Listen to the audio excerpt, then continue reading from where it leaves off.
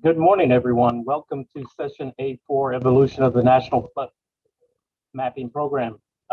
We'd like to thank our sponsor for this session, Dewberry.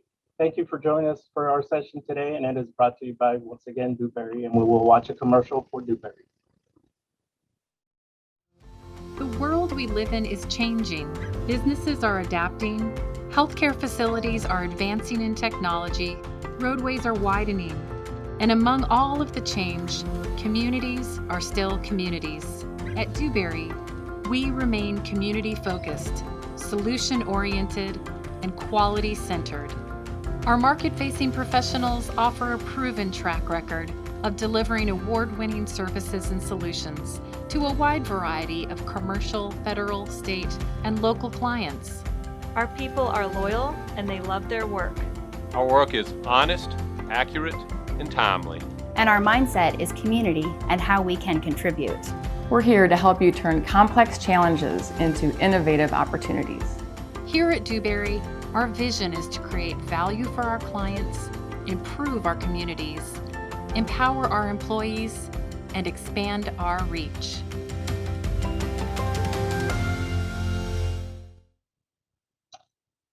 Good morning and welcome back. My name is Joe Fernandez from the San Antonio River Authority, and I am going to be your moderator for this session. Once again, it is the evolution of the National Flood Mapping Program. Our first presentation is the evolution of flood mapping, presented by Ms. Cindy Engelhardt from Halff Associates and co-presenter Mr. Mike Moya, also from Halff Associates.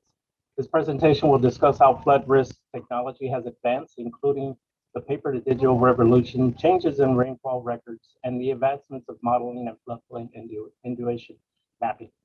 Cindy is a civil engineer with focus on water resources. In her 15 years at Halff, she has been involved in numerous floodplain mapping and design projects throughout the state. Mr. Michael Moyo is a senior vice president and water resource practice leader at Halff Associates. In his 35-year career, he has played critical roles in preparations of stormwater planning, studies, and infrastructure design. He is also a leader of floodplain management through the federal, state, and local projects. We will now listen to the presentation and we will have a Q&A afterwards. Thank you.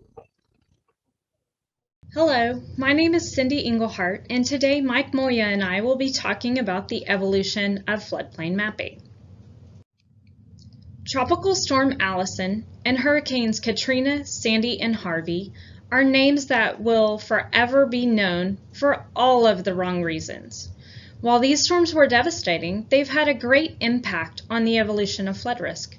They have also brought an awareness to flood risk and prompted our industry to make smarter, informed decisions regarding flood risk. Today, Mike and I are going to provide an overview of the paper-to-digital mapping revolution, changes in rainfall records, and technology advancements. These are a few of the key events that significantly influenced the evolution of floodplain mapping. In 1960, the U.S. Army Corps of Engineers Floodplain Information Program was initiated with authority from the Flood Control Act of 1960, Section 206. In 1961, Technical Paper 40, a Rainfall Frequency Atlas, was published. In 1968, the National Flood Insurance Act launched the National Flood Insurance Program and makes flood insurance available for the first time.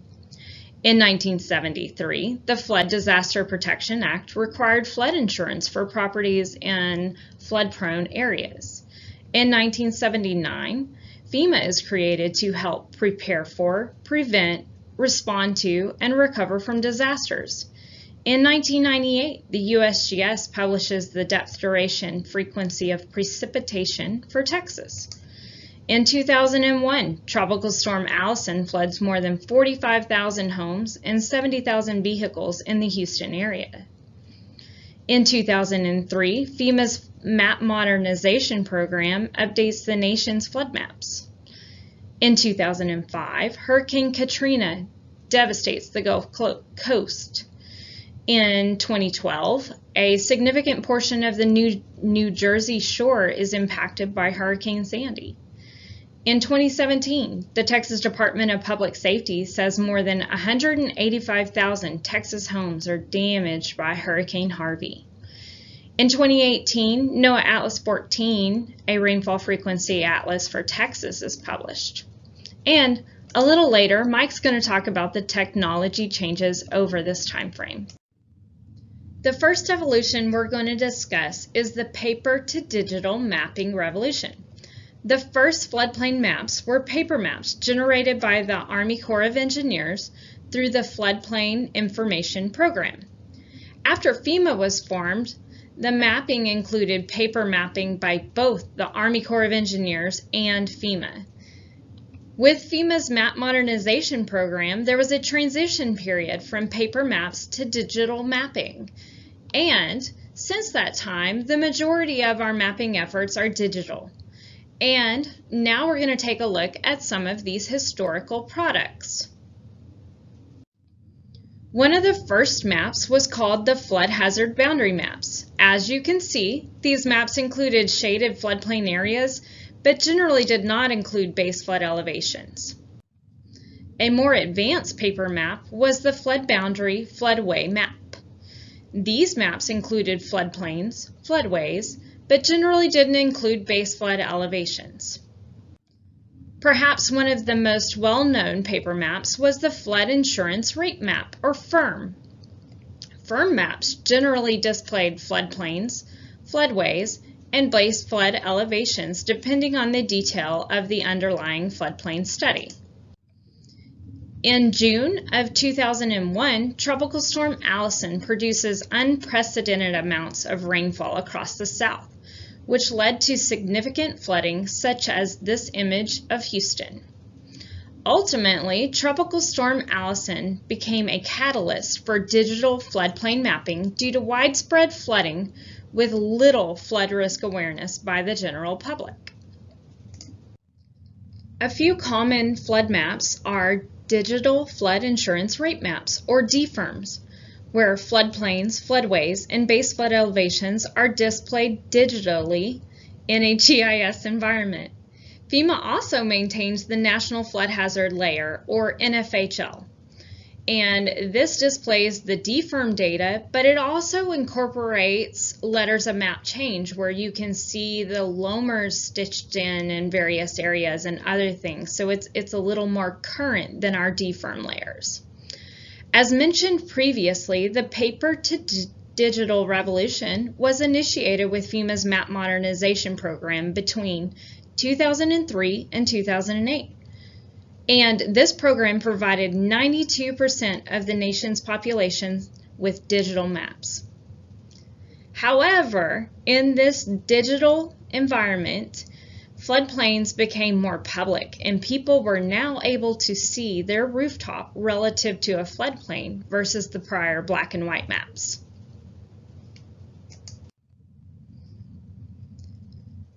Hurricane Katrina made landfall in 2005 and once again flooded much of the South, but significantly impacting the New Orleans area, where a great deal of damage was caused by levee failure. Katrina prompted adjustments in the regulation and accreditation of our nation's levees. Levee accreditation impacts the way we display flood risk near levees. This is an example of the change. On the left, you'll see the areas protected by the levee do not show the 100-year floodplain behind the levee, potentially providing a false sense of flood protection. On the right, the map has been updated to display flood risk associated with a non-accredited levee.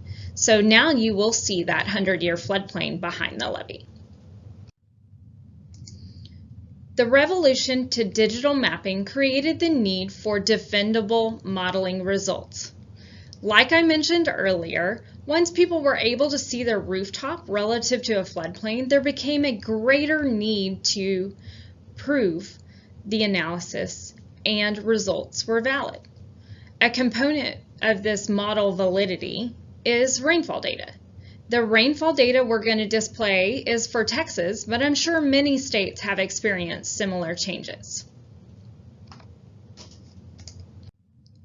Starting in 1961, the U.S. Weather Bureau released Technical Paper 40. It was based on record rainfall through 1958. In 1998, the USGS released the Depth, Duration, Frequency of Precipitation for Texas, and it based rainfall records through 1994, which added about 36 years of records and many gauging locations across Texas. The most recent rainfall data is NOAA's Atlas 14 rainfall data for Texas, and it's based off of rainfall data through 2017. This rainfall data added another 20 years of rainfall records to the USGS rainfall data, but it also included some fairly significant storm events through Texas, including the 2013 Halloween flood, the 2015 Memorial Day flood, 2015 Halloween flood, and Hurricane Harvey. The colored maps display the 24-hour, 100-year precipitation values across Texas. As you can see, the 1998 publication starts to display areas of increased rainfall caused by the Balcones Escarpment, better known as Flash Flood Alley. As Atlas 14 shows additional impacts across central Texas along Flash Flood Alley, as well as increased rainfall along the Gulf Coast. It should be noted that these publications are not predictions. They're based off of historical rainfall records, and they're likely to change as we obtain more records and add additional gauges. Now I'm going to turn it over to Mike Moya to discuss some of the advancements in technology. Cindy's portion of the presentation has demonstrated how major events have been the catalyst to promote a change in our industry. Technology is the ultimate driver of what we can accomplish. Data storage and computer processing, somewhat the engine needed from our journey from paper to digital. The computing power is a necessity as we integrate new pieces of information like LiDAR, orthophotographs, historical rainfall, historical gauge data, etc., etc. Our computing power has definitely evolved. We started with just simple bits to kilobits to megabits to gigabits to terabits to petabits, and most recently I think there's a Yoda bit. There's not a Star Wars inference there, but I'm not even sure what a Yoda bit is. In the 1970s we had the Commodore, which was really the precursor to the Sinclair of the 80s and Microsoft Office in the 90s. It doesn't seem that long ago. Otherwise, and sometimes it seems like Microsoft has been here for eternity. In the 2000s, we transitioned to laptops and tablets and mobile devices in 2010 and beyond, and today. In my career, progressed from a 64-bit RAM and a Commodore computer that used floppy disks and cassette storage, to today an iPhone with 4 GB of RAM and 258 gigabits of storage. Technology has definitely evolved. And that evolution of technology has resulted in a whole new way of modeling. We've taken this from a Fortran code-based modeling process using software such as HEC1, HEC2, TR20, and WSP. Some of you may not even understand what those mean. These programs require specifically formatted input to produce reams and reams of technical output, was then used to manually delineate floodplains that were then hand drafted with ink on various medium to produce the ultimate paper map. We then used these published FEMA paper maps to overlay on areas of interest using a light table, or sometimes I even recall taping a map to a lighted window to produce an overlay for my project area. Thanks to technology in the early 2000s, we transitioned to a GIS-driven engine known as ArcHydro to produce basically a semi-automated pre- and post-processing for flood modeling and mapping. This allowed us to take full advantage of another new technology of the day known as LiDAR, which provided the user with a uniform digital surface to delineate watershed boundaries, lay out hydraulic cross-sections, validate field surveys, and map a floodplain that precisely aligned with the model results. Imagine that. Superstorm Sandy was a record storm surge that had major impact in the Northeast. In the New York area, we didn't always anticipate the risk of a hurricane. However, this one resulted in 147 deaths, major power failures, emergency evacuations impacting critical facilities.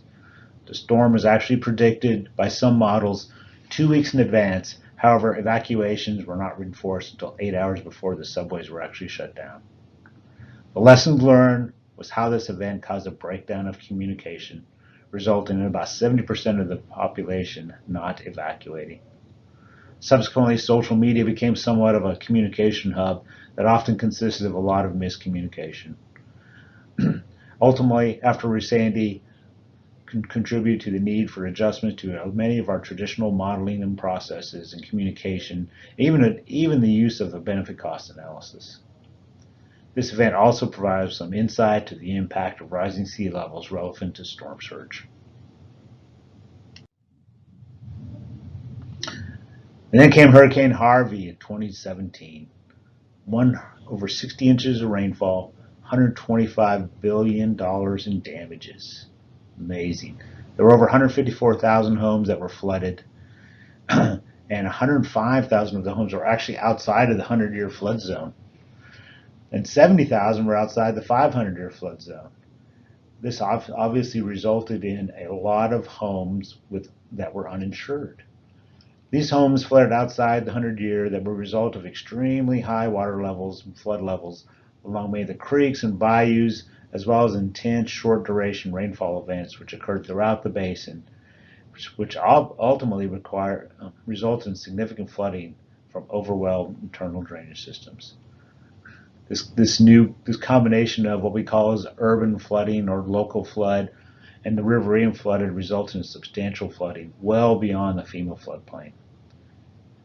Once again, this event triggered a new set of technology, basically a modernization of what occurred with Allison, where the Harris County Flood Control initiated their MapNext program. This program basically modernized their flood risk maps utilizing a 2D analysis and updated rainfall that Cindy had spoken about previous. Technology continued to drive our modeling capabilities. With GIS-based modeling and mapping, we transitioned from a 1D to 2D simulations. Where the 1D model is based upon equations most of us learn in our basic engineering coursework using the standard step method, combining energy, momentum, and continuity equations to compute a water surface elevation in a one-dimensional environment. On the other hand, 2D modeling can be somewhat of a black box, utilizing the St. Venant equations and a complex multi-cell network of flow moving in multiple directions and elevations computed for every cell. This new tool, when properly validated and calibrated to historical events, allowed us users to visualize flooding, opening a whole new way to communicate flood risk to the public. Two-dimensional modeling continued to evolve, allowed the user to simulate flow above and below the surface. Urban flood models of local flood allowed us to model surface and subsurface interactions such as flow in low-lying areas and roadways, as well as assess inlet capacities and pipe capacities.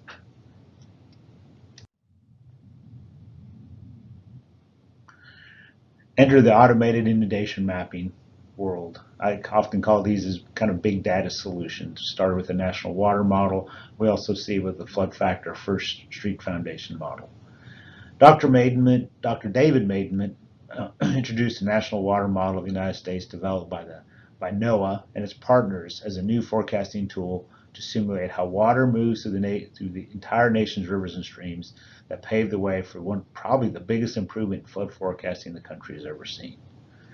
This big data solution is based on a very coarse level of detail using a 30-meter grid. The 30-meter grid is really about the size of a baseball diamond, if you can imagine that.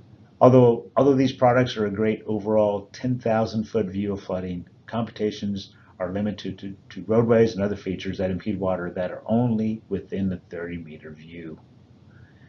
In addition, major storm drains are not considered. In a world where we compute flood elevations the nearest 1/100th, these big data solutions are not currently suited to determine an elevation to construct a new building, a house, a treatment plant, or a critical facility. So what is the best available data? That's the question of the day. There are so many resources available to us. We have many regional and local studies. We have state and federal studies. We have even our FEMA maps. We have a national flood hazard layer. We have preliminary maps. We have base level engineering. And then there's items like the big data solutions like the national flood factor. Modeling and mapping technology will continue to evolve, enable floodplain managers to accurately identify critical flood risk, including urban areas where we assess risk for areas that are beyond the confines of a regulatory flood zone. Technology and data have driven industry to an ability to improve and almost produce a near instantaneous view of flood risk. However, every map is not created equal. Producing accurate and defendable maps is not a commodity, and there is no easy button. Today's tools and subsequent maps require good judgment and a clear understanding of the data behind the resulting products. Each tool has a place and a level of accuracy associated with it, and this must be considered in how we can continue to communicate flood risk in the future. Thank you for joining our presentation today. We really appreciate your time. Please feel free to contact Cindy or I if you have any questions regarding our presentation. Y'all have a wonderful day. Thank you. All right, well, welcome back. That was a great presentation.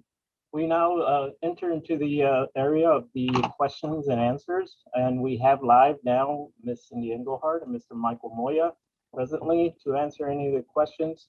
Please submit your questions online here so that we can go ahead and address them.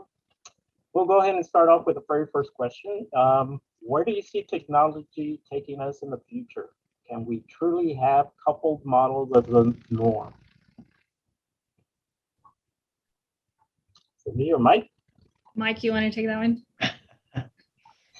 Yes, I mean, definitely there's the big data solutions are going to really change things. I see much more of a real-time approach.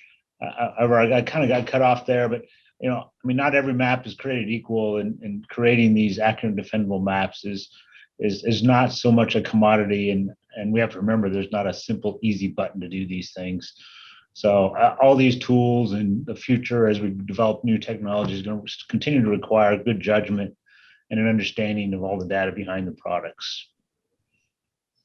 I think to add to that a little bit too, science is changing. We're learning more as we gain longer periods of records and other things. That science changes as well, which is a really hard shift for some folks. So it's not just the analysis that's changing over time, it's also the science and the data going into the analysis.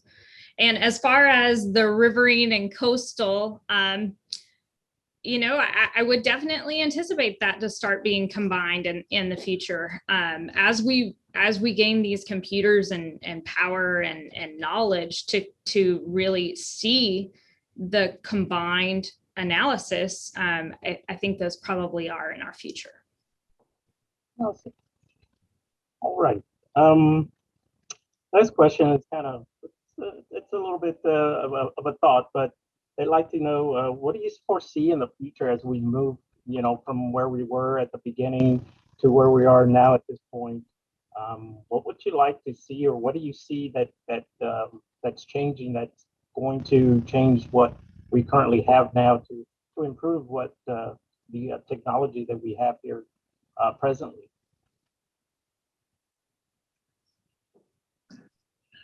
Well, I definitely see a smaller version of the national model, which is probably much more on a local level. We'll continue to monitor things. Updates and changes will be on the fly, so I think people will be able to see those things on a more regular basis.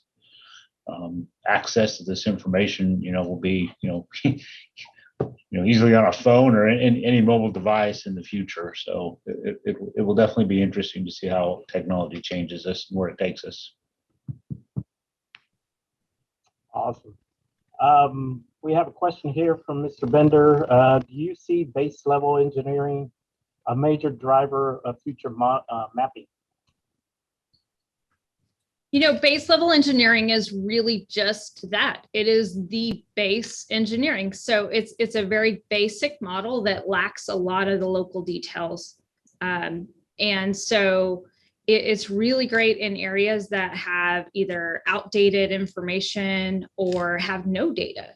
But I would not say that that replaces any detailed studies or refined analysis.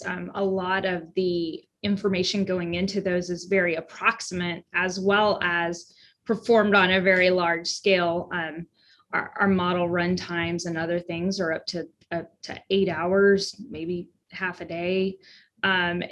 And so those are very hard to use at a local level. However, it is providing a fairly good, quick assessment of risk.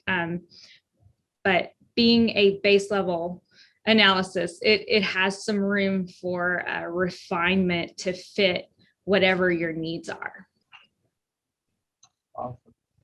We have another question, and I think it's important to answer this for those folks that are not familiar with it, but what is the national flood factor? National what?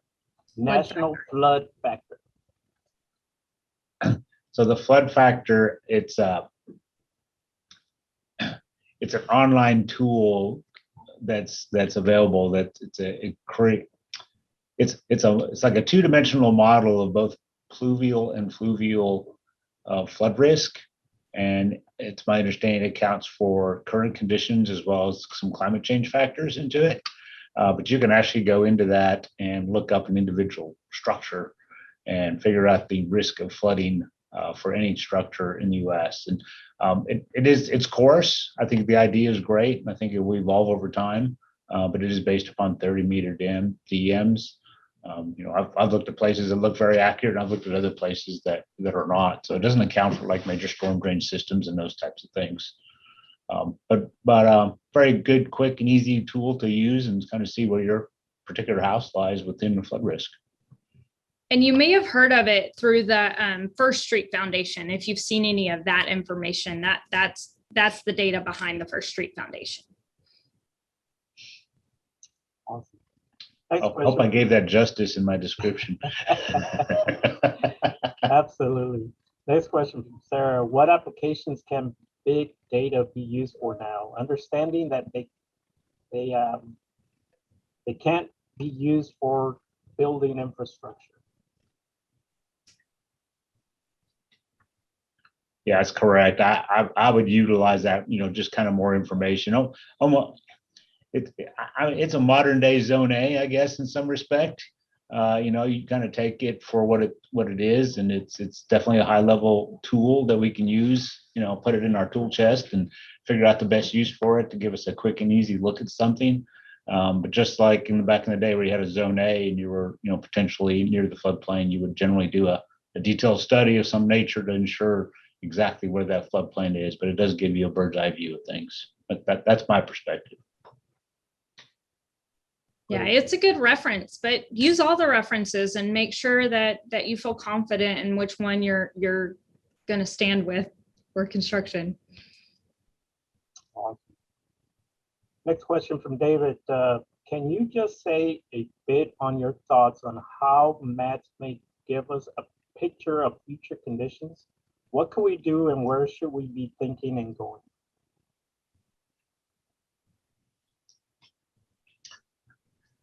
Having a hard time hearing you, Joe. Science is a really fun thing. The Atlas 14 rainfall came out in Texas, and it increased through portions of central Texas and the coast, but it didn't increase everywhere. And we really don't have enough records and other things to know if this is just a current trend that may decrease in the next decade or two.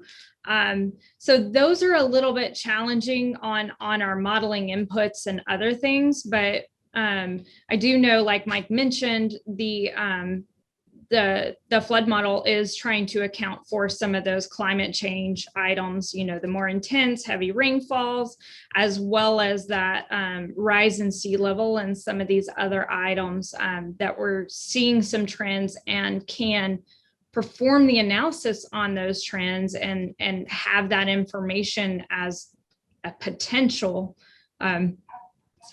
somewhat unlikely that we'll be spot on, but it could work. Absolutely. I think we got time for a few more questions. The next one coming from Hamilton County in Ohio. How do we know what local maps are the official maps needed for determination of flood hazard areas for their community? They currently have permit 3.2.6 desktop flood map image tools from FEMA, but then the public doesn't have access to these maps to provide for their site. So how do they know, or how can they determine what is their floodplain official maps in their area? So I guess kind of to follow up on that question, is there not, you don't have any digital information? I'm assuming you're just strictly. That's what I'm assuming, yeah. Okay. Yeah, that's hard in a lot of areas. And I know Texas is having a big push for right now to try to figure out what all that information is and get it in somewhat of a digital format, whether that's rectifying the maps in a GIS setting where you might be able to host that on some web maps and other things to help those discussions with the communities. Again, everything right now is really moving towards that digital world. And it doesn't necessarily mean that you have to go redo all of your analysis, but maybe it's just a different way of displaying that information such that the public can understand where those boundaries are. Okay. I don't know if that answered the question. I think it did. And I think we have time for one more here. After Hurricane Harvey, Dutch scientists produced a validated rainfall from a large-scale climate model. Unfortunately, I don't think that it was considering the rebuilding regulations. Do you see that changing for our area? I do see a change, and probably the biggest impact of the Harvey, from my understanding, was a lot of the structures that were built before there were any regulations in place. The structures that were built post regulations, there weren't nearly as the damages associated with those. So as we see the evolution of our changes in our regulations, yes, I think things will improve as far as our flood risk. But there's still, a number of homes that were built in the 50s and 60s and 70s that are still habitable today, and they'll continue to be in risk. And like mentioned in the presentation too, Harris County Flood Control is going through an extensive process to rediscover flood risk in that area based on that new rainfall data. Awesome. Well, I appreciate it. Cindy, Mike, thank you so much for your presentation and your time. There are a few questions that were left in there. We'll get to those to you, and we'll try to answer those after the conference itself. So please, we'll get to that. So thank you all so much. Thanks. We're moving on to the second presentation here. Our second presentation is stakeholder feedback on the future of flood risk data, insights from the TMAC 2020 stakeholder engagement effort. Ms. Jen Marcy from Atkins will be doing the presentation with co-presenters Laura Finnegan and Ms. Ann Ternova. This presentation in 2020, TMAC conducted a largest stakeholder engagement effort ever completed by the mapping program by developing an online survey, facilitating 2 webinars, and even 11 focus group meetings. Analyzing the data from this effort gained insight into stakeholder sentiments and on their shift from binary to graduated risk. The probabilistic data that supports that shift understands what resource or tools stakeholders say they need in the program future. Ms. Jennifer Marcy is a provider of flood risk related outreach, training, and expertise in FEMA's National Flood Insurance Program, having trained thousands of federal, state, and local floodplain managers across the country. She also serves as a co-chair for the ASFPM Training Outreach Committee since 2009 and is also active in the New York State Floodplain and Stormwater Managers Association. Please welcome Ms. Jen Marcy in our next presentation. Good morning. I'm glad to be here today to tell you about TMAC's 2020 stakeholder engagement effort and some of the feedback they received. So the Technical Mapping Advisory Council, or TMAC, conducted a stakeholder engagement effort in 2020 to obtain feedback on FEMA's Future of Flood Risk Data effort and the planned shift from a program based on a binary view of flood hazards to a more risk-informed NFIP. TMAC heard from almost 1,000 stakeholders across mapping, insurance, floodplain management, and mitigation elements of the program through an online survey, interactive webinars, and 9 focus group discussions. So during this session today, I'm going to include an overview of the feedback that TMAC received, and I'll dive into the data a little to explore some of the insights from stakeholders across the program. TMAC received 963 total responses. As you can see here, a full half of the respondents said they align with the floodplain management aspect of the program, followed by 27% of mappers, 19% mitigators, and only 4% on the insurance side. The survey responses generally fell into these 6 categories. So who are the stakeholders that respondents are serving? What are the respondents' top flood risk management objectives? What tools or resources do respondents report needing from the program? What are the useful elements of the current program that should remain as FEMA shifts from binary to graduated? And finally, what obstacles do respondents expect in the shift from binary to graduated? So I'm going to go through the initial responses quickly so you can see what data we have, and then I'll move to more of the analysis that I think helps in better understanding some of the insights that the data can provide. So for this question, TMAC asked, in your primary job function, which stakeholders do you most often provide product or service for or to? And respondents reported that they largely serve government, professionals, and the general public. For this question, TMAC asked, of the following, what are your top 3 floodplain or flood risk management objectives? And respondents see themselves as information providers, flood risk reducers, and regulators. TMAC asked, what types of tools or resources do you need to gain a better understanding of the flood hazards and risks for yourself or to promote understanding within your community? And respondents want help communicating risk, understanding flooding, including past events, and planning for the future. TMAC asked, what are the useful elements of the current program that are important to continue as FEMA moves forward with shifting from binary to graduated risk? And respondents generally like data and access to it, and they like maintaining the linkages between that data and the floodplain management requirements. TMAC asked, what obstacles do you expect to encounter in the proposed shift to graduated risk? And respondents are worried about change in general, risk communication, and resources on both the program side and the community's part to implement the change. TMAC also asked about how well they think binary data helps them meet their objectives and how well they think graduated data will help in the future. As you can see here, binary didn't score very well, and while graduated didn't exactly knock it out of the park, it scored significantly higher on average.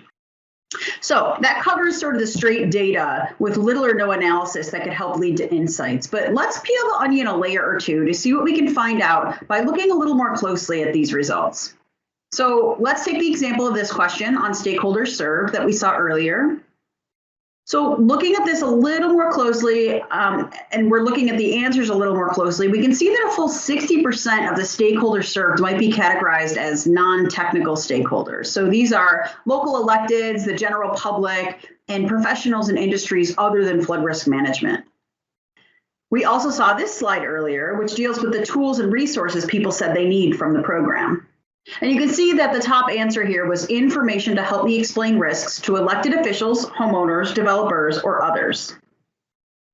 So putting these together, if most of the stakeholders served are non-technical, and if the top tool or resource needed from the NFIP is information to help explain risk to non-technical audiences, then in order to gain more insight, we may want to ask people about how they engage with these audiences and the purpose of those engagements.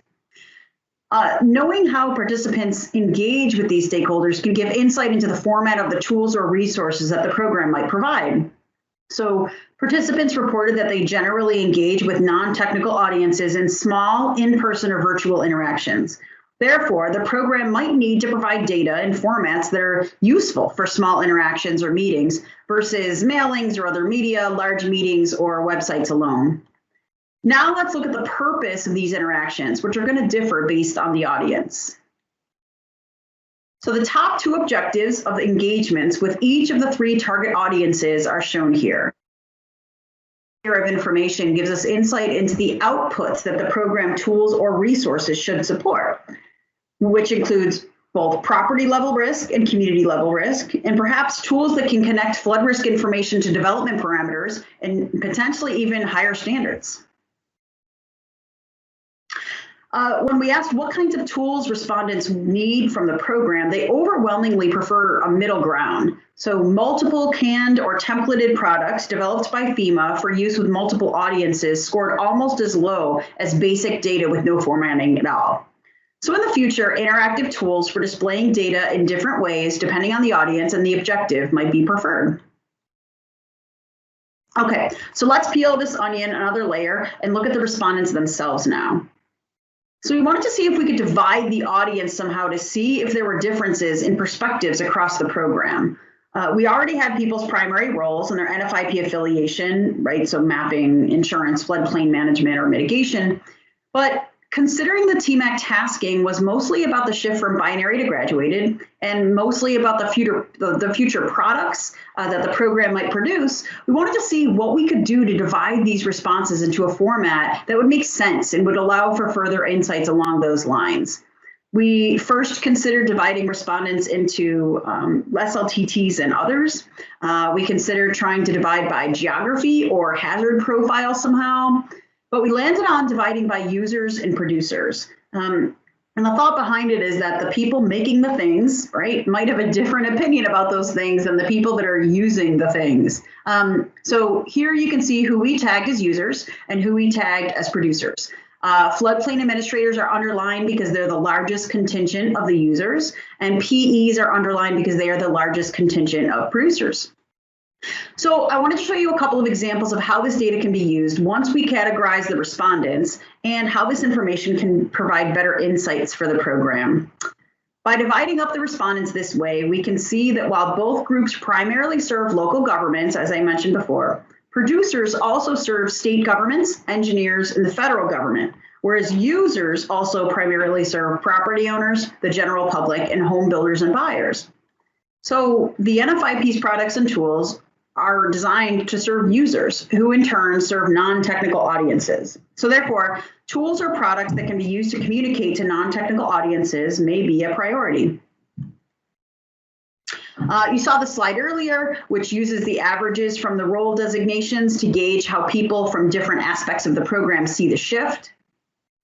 But after the data cleaning that we did, and especially sorting those others that I talked about, we can get a clearer picture of who the people are behind these numbers. So on the left is how people felt about binary meeting their needs on a scale from 1 to 10. And on the right is the 1 to 10 rating on the promise of graduated to be able to meet their needs. So looking at the data in this way, we can see that surveyors might be the hardest sell on this. They ranked binary the highest and probabilistic or graduated data the lowest. And then perhaps lenders might be the biggest proponents of the shift. They scored binary the lowest and are almost at the top of the graduated rankings. So let's peel the onion one more layer and see what we can find out by going one more layer deep. So you saw this slide before showing tools and resources that respondents said they needed. There are 17 options here, including a lot of others where people wrote in their own statements. So we want to take a look at this data and see if there were ways to simplify it. So let's say the first 5 answers are all related to communication, and the next 4 all relate to modeling, and maybe the last few are all related to flood event information. And then we have all these others, right? Can we categorize these as well?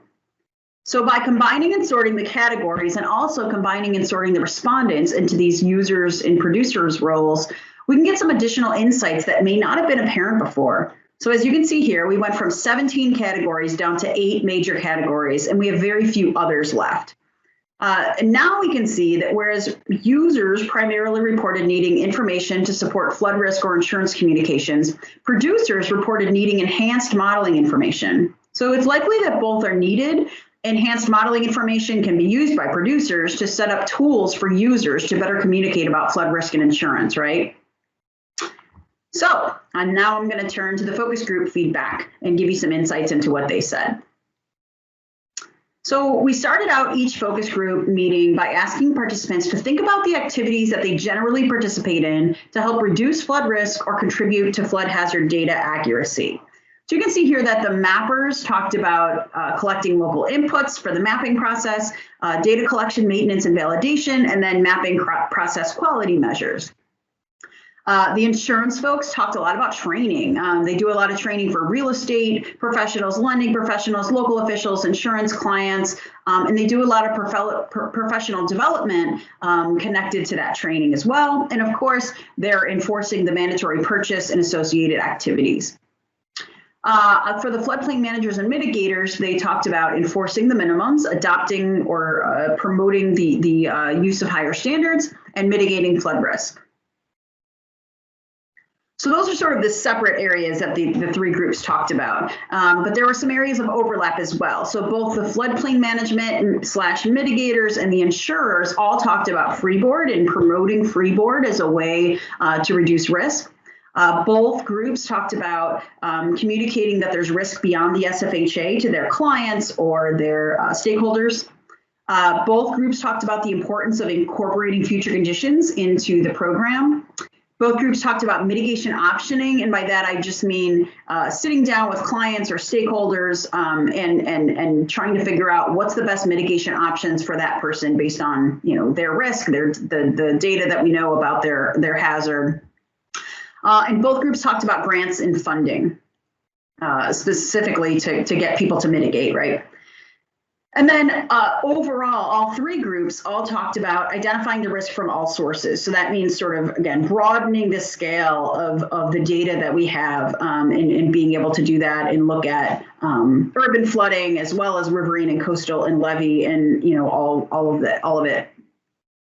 They all talked about promoting risk understanding as a bigger effort rather than in, out, and SFHA and all of that. More of a risk understanding discussions across different communities.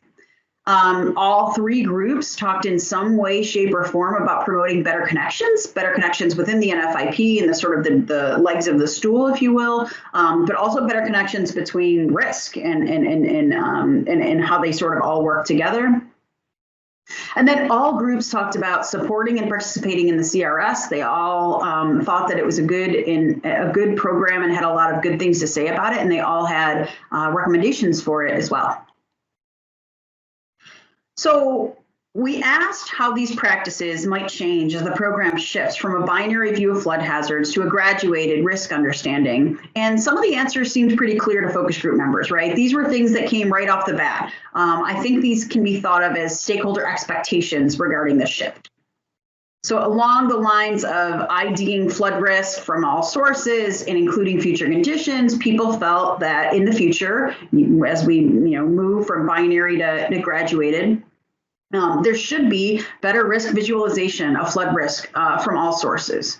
We should be able to have better risk categorization, right? So we should be able to sort of categorize the pluvial risk from the riverine risk, and maybe we can talk about that in different ways to stakeholders.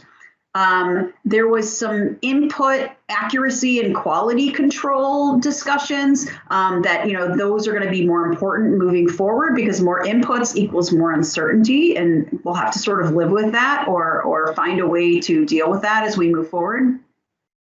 There was this notion that mitigation and floodplain management might drive future products versus insurance, right? With insurance kind of going off in risk rating 2.0 and having its own data to support that, the mapping program might be the products of the future, right? Might be better or more supportive of mitigation and floodplain management versus insurance. Under the sort of headers or the activities of promoting risk understanding and talking about risk beyond the SFHA, people generally felt that there should be better communication of risk moving forward with, again, moving to graduated, having new sets of products, whatever they may look like.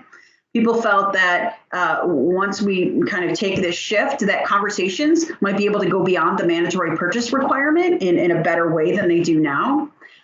People felt like there can be a better understanding of consequences of flooding. So depth damage information, right, being included in this graduated data of the future. People felt that there can be new tools to promote more risk tolerance discussions. Can a community tolerate a certain level of risk in a certain part of their community and a different level of risk in another part of the community, and use NFIP products and tools to help support that discussion or that assessment? And insurance pricing discussions can be held before development occurs rather than after with an elevation certificate. And in the last set of activities, promoting better connections, freeboard, and sort of mitigation, scenarioizing or optioning, people felt like their new products of the future moving to graduated, there should be a better understanding of mitigation options and opportunities, because hopefully the data will sort of incorporate some of that. And more responsible development outside of the SFHA moving forward if we have products that show risk outside the SFHA. But other areas were not so clear. NFIB stakeholders said that there were areas of uncertainty and gaps in understanding about the future as the program transitions from binary to graduated. And these represent unknowns that the program might want to seek to answer as part of the shift. So the first thing that came out as an area of uncertainty is how will all the elements of the program be connected? So how is mitigation, floodplain management, mapping, and insurance all going to sort of come together? I think people have this understanding that risk rating 2.0 is, you know, for the insurance. The data that's supporting risk rating 2.0 is going to be used in this FFRD sort of mapping side of the house. But I think there's still a lot of questions about how mitigation and floodplain management are going to play in this space and kind of what might happen to those programs moving forward. And they're both very, in some ways, tied to the SFHA and sort of the current paradigm. And so if that changes, how do those programs change to support moving to graduated? Another area of uncertainty is just mandatory purchase in general. People don't know, is mandatory purchase going to change? Where will insurance be mandatory in the future? Are the regs changing? Are they not? If we do move from an SFHA-based program now to something in the future where it's not SFHA-based and insurance is mandatory in the risk zone red or whatever that might look like, how will the program track those changes in sort of that authoritative source for mandatory purchase as the shift occurs? You know, how will the flood hazard determination firms sort of play in this space? Will the shift include addressing affordability, including connecting people to funding and mitigation support? What mitigation credits will be available to reduce insurance rates, and how will these new products of the future reflect them? Under sort of the data collection and mapping process, people sort of wondered in a large way, what are these new products going to look like? What will be involved in making them? Will there be dynamic models that are responsive to continual local inputs and changes? Can new products support more losses avoided discussions and outputs? And then under minimum standards, what will the minimum standards be and how will they be tied to these new products? Again, if we're SFHAs and firms to something new in the future, then there's this, you know, sort of a strong feeling that whatever happens on that end needs to also, you know, be reinforced with ordinances and sort of that floodplain management side. So the focus groups felt that FEMA should prioritize 5 key things as the transition from a binary approach to a flood risk approach that has more graduated information occurs. They talked about better models and data, right, inclusive of multiple aspects of flood risk. So that's future conditions, flood control structures, pluvial, et cetera. So a priority should be moving towards that. I mean, I think that's really part of FFRD. That's kind of what FEMA's been saying all along. People felt that FEMA should focus on a clear connection to floodplain management ordinances. Again, we kind of just talked about this too. If there's going to be new products of the future, or if a flood insurance rate map is no longer a flood insurance rate map because it doesn't support flood insurance rating, then what could it be? Could it better support or support differently the floodplain management program, the mitigation programs? And then if so, let's make sure that there's a connection, right, to the floodplain management ordinances ahead of time. People felt that a plan is needed for the phasing in of a new program and the elements of a new program and shifting from the current to the new, right? So it's not going to be a light switch. We know that. People understand that, especially if regulations have to change, that we're talking about sort of a long-term plan here. The thought is, though, what are the steps in between, and what's the messaging from here to there, and kind of how do we get there together and make sure that everybody's aware of what's going on as we go along. Providing technical assistance. So there was this idea that as the shift occurs, could the program also have a little bit of a shift? So as the risk map program goes through and starts providing new and different tools, data sets, products to communities, might they also provide technical assistance for communities to be able to help them utilize these products? Maybe the products can even be tailored to the community's level of, being able to use these products. During the risk map process or other FEMA programs, could there be technical assistance provided to communities for helping them prioritize mitigation to actually getting mitigation done? And then the last thing that people felt that FEMA should prioritize is really just risk communication, communicating risk in ways that increase risk awareness and understanding and promote mitigation action. So whatever these products of the future look like, they should be kind of built with stakeholders in mind and how people access data, how people perceive data and information, and be able to communicate in ways that will help them take action. So overarching themes from all the sources. So again, we had a survey, we had webinars, we had a lot of free text responses to questions where people were able to sort of write a paragraph. I didn't have a lot of time to include all of that in this presentation, but we read every single response, we sorted them, we tried to find themes. And one of the big themes that came out is this sort of the four legs of the stool theme. Again, there's this trepidation or lack of understanding maybe about how all four elements of the program are going to be moving together. Again, risk rating 2.0 is sort of obviously the insurance side of the house. The data being used to support risk rating 2.0 is going to support the mapping side of the house in FFRD, but there hasn't been a lot of discussion about how mitigation and floodplain management programs may change in the future. And so there's, I would say that's a big theme of a lot of the comments that we saw. Another sort of big theme, I think, is flexibility. People want flexibility in the products that are whatever comes out of this these sort of graduated products. They want them to be flexible and tailored to the communities that are being provided with them. People want flexibility in the programs themselves. So again, the mapping program, the floodplain management program, the mitigation programs. Again, is there a way to provide technical assistance through some of these programs that we maybe haven't done in the past, but could in the future?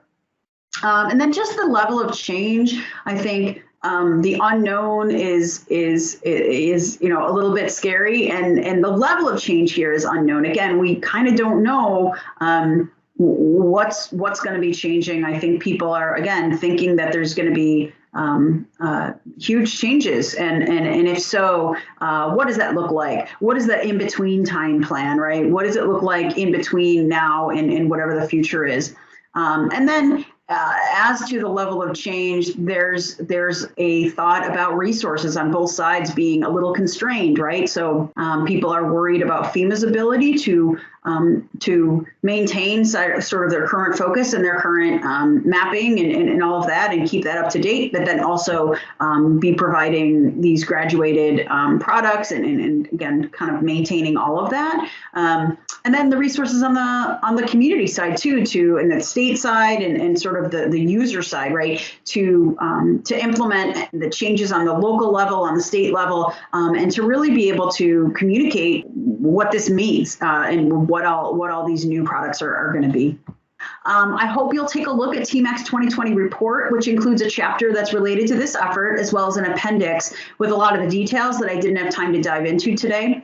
I look forward to hearing your questions and comments in a few minutes. Thank you. All right, well, welcome back, everyone. We're here at the live Q&A portion of the session here. So we'll get right to it because we only got a few minutes here before we jump into the next one. So Jen, thank you so much. Here's the first question. If the data is saying that the folks most concerned about graduated risk are building officials, and the largest overall concern is disconnect between mapping and land use parts of the NFIP, why are we still saying transition from binary to graduated versus transition to include graduated risk? Yeah, I mean, that's what we're saying because that's what the FEMA statements have been, right? That was in the TMAC tasking. It was the shift from binary to graduated. That's kind of what the line, what the messaging has been. I do see what you're saying. And I think that kind of goes to also, it connects to me to Jeff Yu's question about concerns about decoupling mapping and new studies from insurance premiums. To me, all of this has to do with, again, that sort of overarching concern about the four legs of the stool and just making sure that everything is kind of working together. And I saw there was another comment about what are the four legs. I'm really sorry if I didn't make that clear in the presentation. What I mean by that is insurance, mapping, mitigation, and floodplain management. So the kind of the four legs of the NFIP stool that they talk about. So you know, Chad, to your point, I get what you're saying. I think that was borne out in sort of the overarching concerns as well. Awesome. And we got a little bit of time for one more real quick here. How many years in the future do we expect it will take until there is a switch to the graduated risk maps? And in prioritizing floodplain mapping needs for my state, it would be helpful to understand the potential timeline. Yeah, so I think that's, I hope that this is okay, FEMA. I think that's for the next presenters, right? So that they're the FEMA folks, right? I just helped with this stakeholder engagement exercise. I did want to mention that I did post the link to the data. The data is not on FEMA's website quite yet, but please dive into it, take a look at it. This was, you know, sort of in one interpretation of the data. I think it would be great if other people can look at it too. And Doug and Bruce, your comments about future conditions, that's TMAC's tasking this year, and they're going to be looking into future conditions and climate change and kind of what the stakeholder needs or concerns are for that moving forward. So I think we definitely got some feedback on that this year too. So look into the data, or I can talk to you both later, but also look towards TMAC's 2021 report and survey to get information about that too. Awesome. Jen, thank you so much. Great presentation. I know a few of you have still questions in there. We will definitely get to those questions at a future time here, and they'll be responded to you. So thank you so much again, Jen. Moving on to the third and final presentation for this session is the Dream Design Deliver, demonstrating the future of flood risk data. Sarah Abdel Rahim will be presenting this presentation in FEMA in 2021. FEMA aims to better understand our flood information stakeholders, our stakeholders' capability, and the objectives of how stakeholders make decisions. Through its future flood risk data, FFRD, for those that know the acronym initiative, FEMA is exploring ways to develop more comprehensive and consistent flood hazards and flood risk information across the nation. During this session, the group is asked, we'd like to hear from you during the presentation itself. To ensure the future flood risk data serves that needs the FEMA stakeholders, the group would like to learn more about your objectives and your challenges. They will be asking questions throughout the live Q&A to encourage you to respond in the chat, please. There's a question that right off the bat that can be asked before we even play the recording here is, what floodplain management, risk management, or risk reduction outcome is more critical to you? So with that, we'll go ahead and move into the presentation.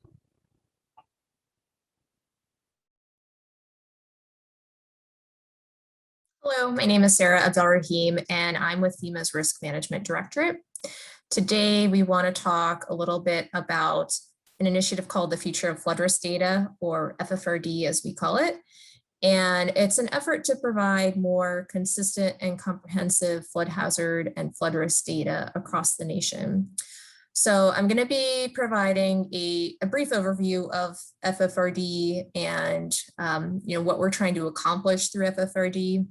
But we want to spend the bulk of the time hearing from you all and having some discussion about what your objectives and information needs are, so that we can ensure that the future direction of FFRD is supporting the various needs of our stakeholders. So the Future of Flood Risk Data initiative is, again, an effort to provide data across the nation that is more consistent and more comprehensive.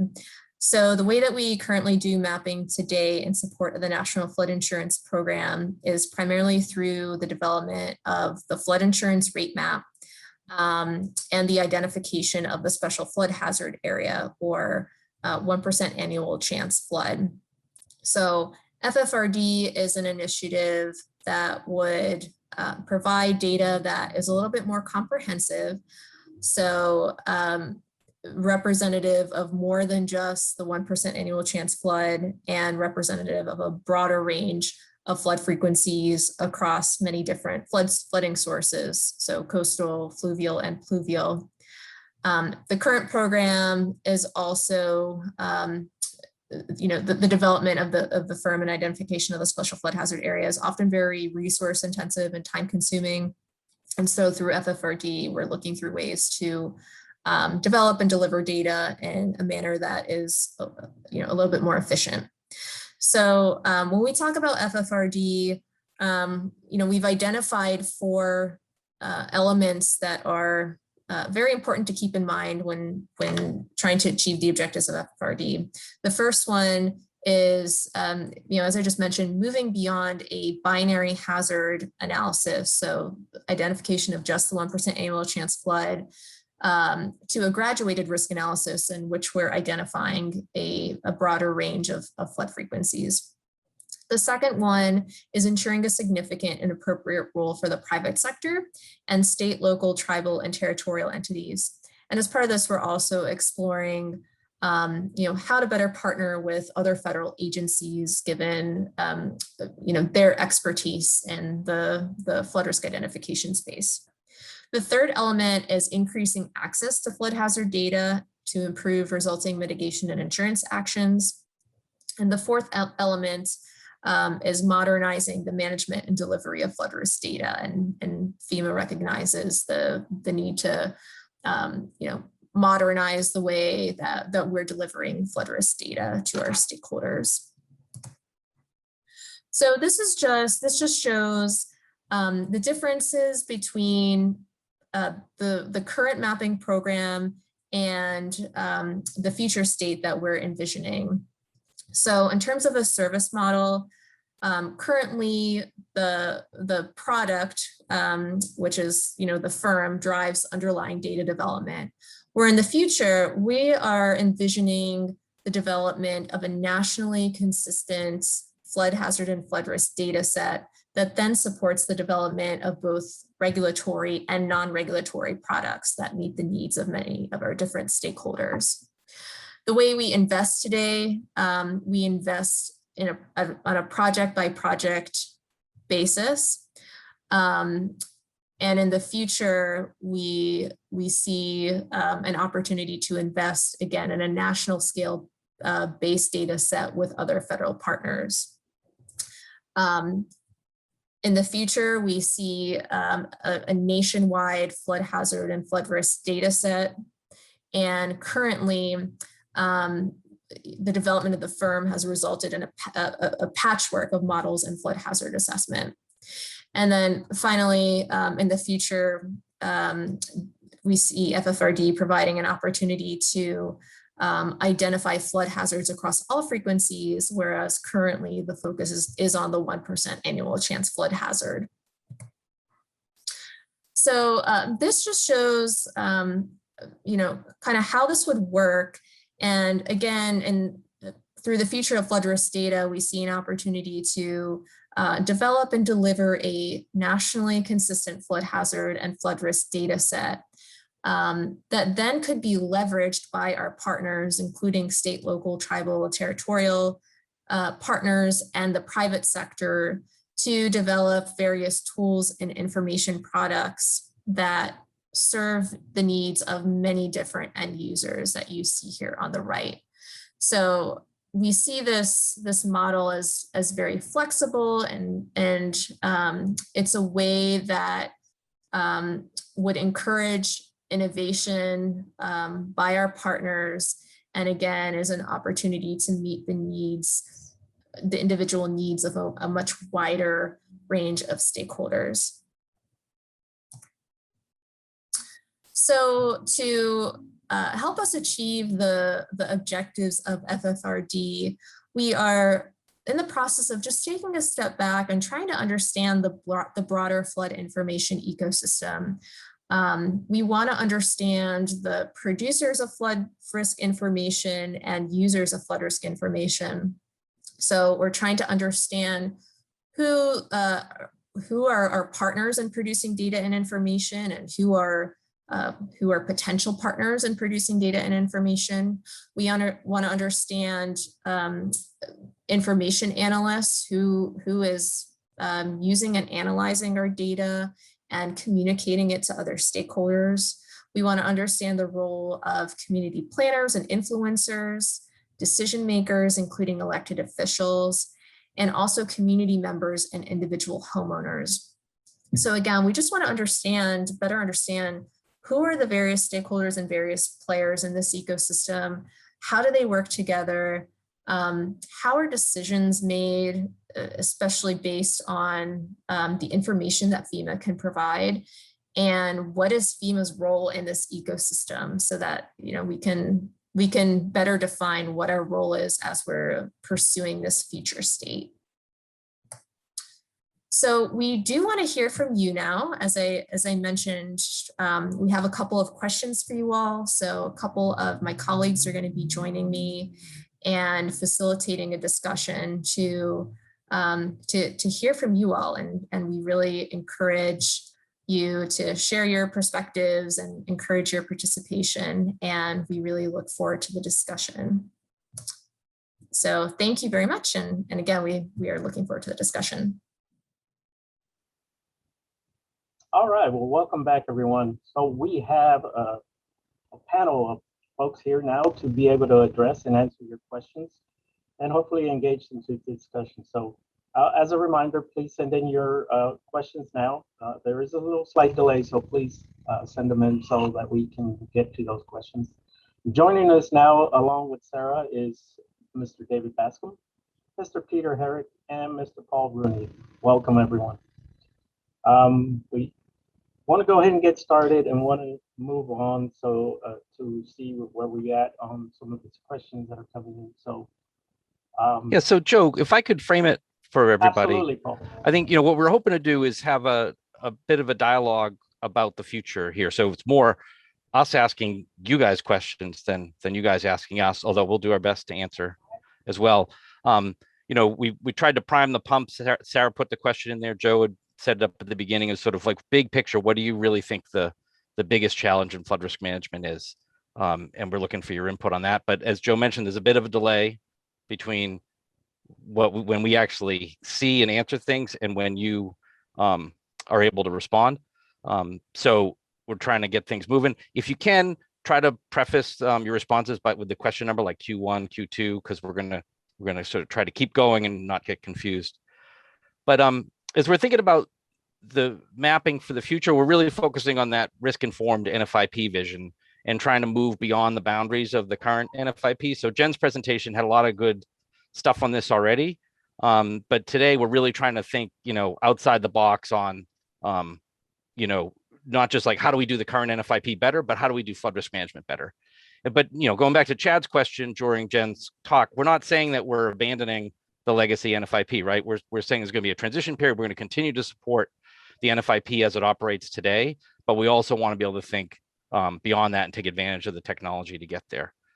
So our goal is to tap into this audience, really hear what you have to say. I think, we'll try to sort of repeat back what we see in the chat while we're asking the questions to make it a little bit more like an actual interactive dialogue, and see what we can do from there. So the second question, before I'll start looking at the response to the first, but the second question that you can start thinking about is a little bit different. The first one was really focusing on like really big picture outcome. The second one's more like, what are the thorniest issues, right?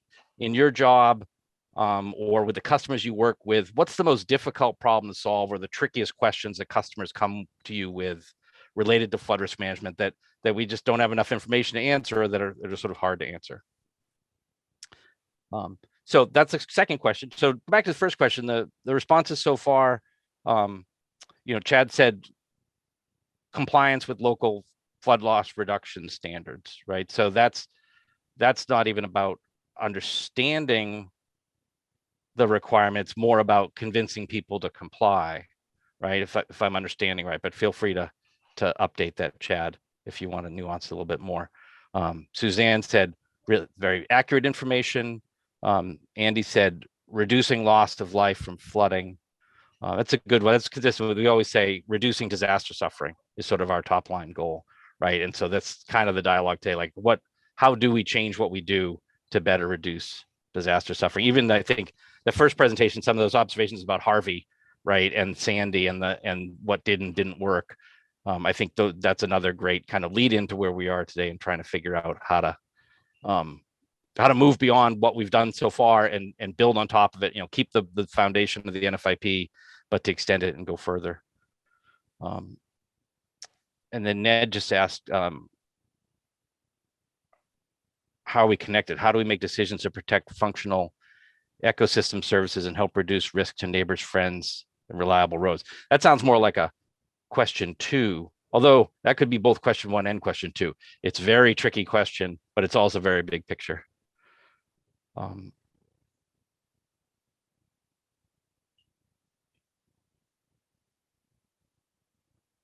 So here's a question that really came out. It's pretty interesting. I think we should look at this because we've seen that in our area. In the transition to the National Flood Risk Data Set, how will the local and state knowledge be factored into models and maps? In reviewing other national products like Flood Factor, for instance, there are clear inaccuracies at certain locations that would easily be identified by the local floodplain manager and engineers. So I guess the question would, the way I see it, is how do we trust, or how do we know, which ones are the most accurate and which ones we should not be kind of looking at to make sure that we're capturing the right information and not something that may be inaccurate, I guess. Yeah, I think this one, it sort of goes, there was a question to the Halff folks about the base level engineering approach, right? And similar to Flood Factor, where you can make a general model that gives you consistent, sort of consistent results across a large area, but there's a lot of refinement that it really takes to get the precision right in very tricky specific areas. So I think in the future flood risk data vision, I think the idea is to build out that framework so you have kind of the consistent data everywhere, and then find focus in on the places where you really need to refine those outcomes, because there's a lot of there's a lot of people in buildings there, or there's a lot of complexity in terms of the way the flooding sources interact there, or for whatever reason, right? So that we have this consistent framework, but we're also able to refine the information as necessary to get that local precision. Yes, thank you, Paul. And I would add and emphasize the 4 elements of FFRD that Sarah highlighted up front. And one of those is ensuring an appropriate role for state and local and contributions to identifying and managing local flood risk. And so while a lot of work is ongoing now to develop methodologies and frameworks and partnerships to enable us to deliver that more consistent coverage of flood hazard information at a broader scale than we do today, we recognize that the ability to carry that through to the level of accuracy and precision that requires the inputs of state and locals who know their flood hazards best, we need to allow for those types of processes. And in the meantime, the current firm and that regulatory process will be there, will continue to be there to support implement the 60.3 minimum federal standards for floodplain management and those types of things. But we're entering into a transition period in the coming years where we build out these additional capabilities to add graduated risk to the binary identification of flood hazards, and then explore what capabilities and outcomes that enables at a local level, and how we need to partner to really enhance those and help provide more consistent solutions at a broader scale than we do today for reducing flood risk at the local level, back up to the state level, back up to the national level. So I'll jump in here as we see some more questions. There's a couple that have started to lead into the next question that we have from Jamie and from Bruce about perception of risk from both the local officials and the public, despite the data that we provide and what it's saying. And then the toughest challenge is communicating a property owner's flood risk using the current maps. These are all very common things and things that we expect. So the next question that we have is, who uses current map products on a regular basis, and are they the same people that make decisions? And so we know that obviously there's a lot of subject matter experts that use this, but resilience has a lot of people involved in the decision-making process. And based on the way communities, states, counties are set up, the people that use the map and are familiar with the data may not be the same people that are making decisions. And what we're trying to get at here is, what data do they need? How do we present it to the right people? Or more importantly, how do we arm you to present it to the right people, so that way we can get informed decision makers taking this with a more educated approach? It's a little bit of a loaded question, and it ties in a little bit to a follow-on question that I have, but essentially, who's using the map today, and are those people the decision makers for your community? I recognize that that's a lot of a loaded question, but it does have a huge factor in terms of how we start to pull together different views of data, and how we arm the right people to figure out how we manage and reduce flood risk.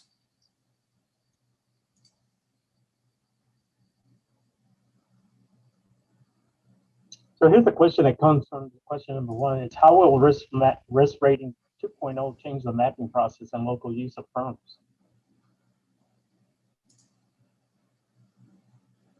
So I'll take this one, Joe. Thank you. With risk rating, the mapping process will continue to be the same. We still continue to deliver the flood insurance rate map in support of floodplain management and FEMA's 60.3 regulations that define that. And those flood insurance rate maps will also continue to support mandatory purchase.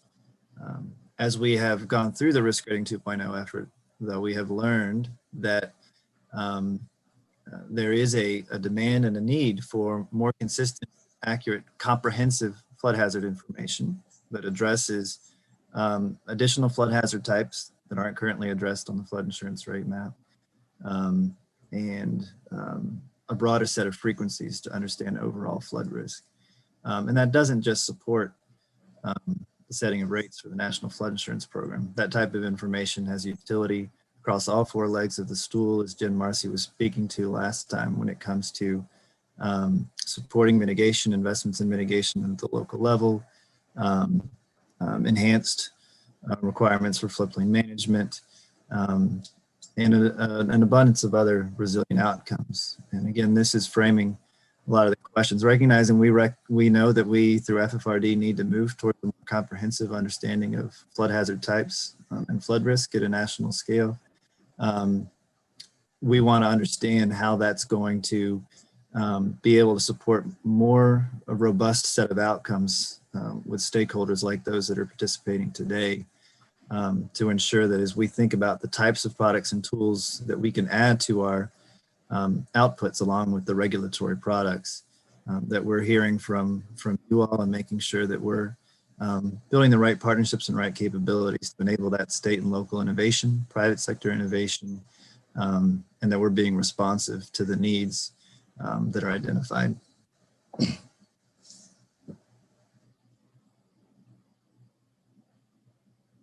So it looked like maybe they're both questions from Dave Knipe about is this resetting floodplain management? I think we don't know what a risk-informed NFIP looks like from a floodplain management perspective. But I think that, I would feel like we would actually be giving communities more flexibility in a graduated approach than we currently do. Right now, we give people that minimum SFHA standard and BFE standard, and it tends to drive everybody to that as the solution. And it takes a lot of courage at the local level to say, I'm going to go over and above. I'm going to adopt a free board, or I'm going to adopt, ASE 24 or something that's beyond the federal minimum.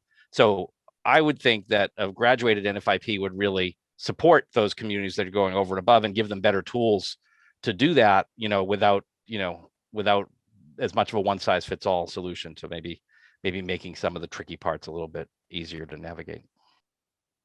Paul, if I can jump in too, I think that's absolutely right. I think the other part of it is recognizing that the people that often want to roll some of those standards back maybe don't fully understand what the data is telling them. And so that's part of what these questions are starting to get to, is how do we help you tell that story more comprehensively, more coherently, more effectively to people that are probably the decision makers in your community, but maybe not subject matter experts? How do we arm you to more effectively tell the story about what flood risk means for your community, rather than relying on the current binary single interval state? What other information do they need to help understand and make informed decisions?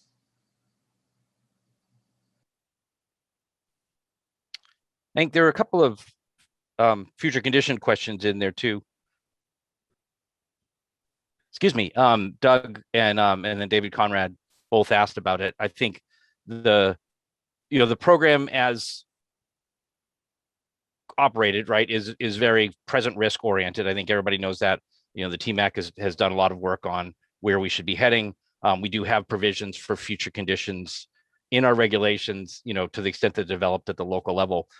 But I think that long term, this vision of building the core analysis for the future flood risk data as a base capability on which we can build many other things, I think there's definitely the expectation that will much better support sort of future climate modeling or sea level rise or what have you, even future development flood conditions, right? Depending on how you define future conditions.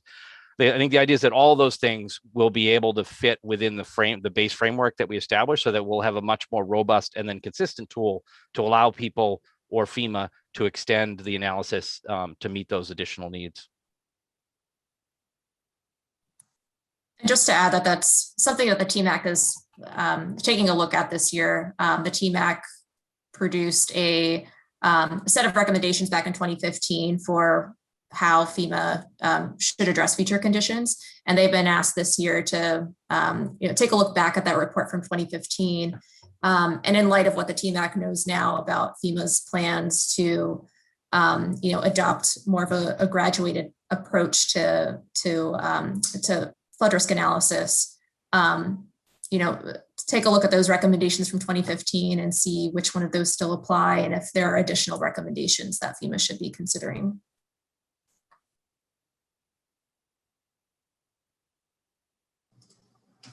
So the conversation's starting to take us in this direction. I'll go to our next question, and I think Paul already dropped it in the chat. If the users of the map products are different than the decision makers, as we think, what steps do users of the map products need? What do you need to take communication to communicate the relevant information to decision makers? And how can we more directly provide those decision makers with the right information? So the first step was sort of setting up who actually makes those decisions, what information are they using? The second is much more tactical. How can we help you educate them? What information do they need or do you need in those conversations related to flood risk? Because we recognize that part of it may be I'm getting the right stuff, but I need more. Some of it may be the stuff I'm using doesn't resonate with them. Trying to figure out where we go to make sure that people are actually using the right information in their community to make informed decisions, particularly recognizing that some of these people may not be subject matter experts.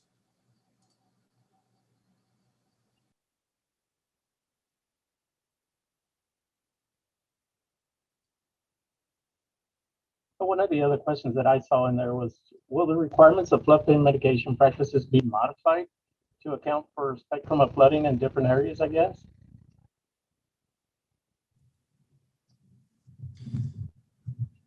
Yeah, I think it's similar to Dave Knipe's question.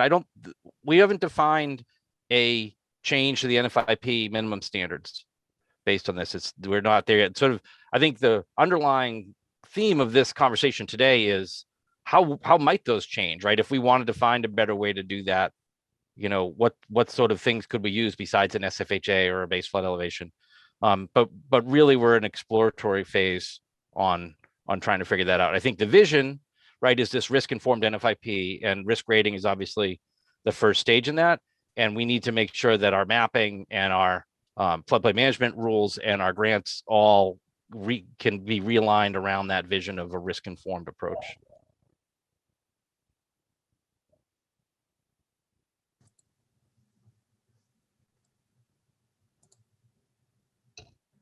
So we've got a few more minutes here.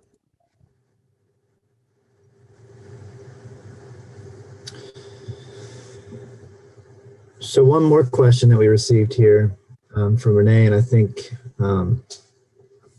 it's been enhanced by another follow-up question, is based on the goals here, how often do we imagine these kinds of data being updated?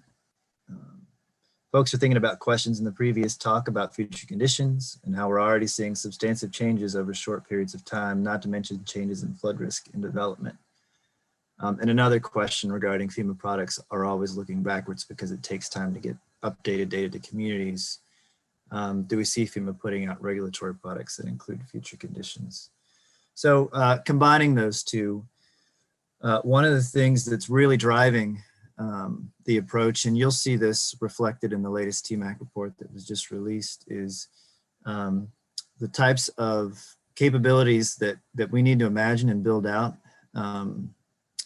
are intended to enable us to more broadly partner with our federal, state, and local partners to provide a non-regulatory framework of flood hazard information that's more readily available and accessible, and can be more efficiently maintained as folks learn new things about flood frequencies or precipitation or changes in development in the watershed or adaptation features like levees and dams, and create an environment where we can share that information and keep it up to date in a non-regulatory framework where folks can build tools and products off of those to drive decision-making today, where people can pursue solutions that are beyond the minimum requirements for floodplain management and from a federal standpoint.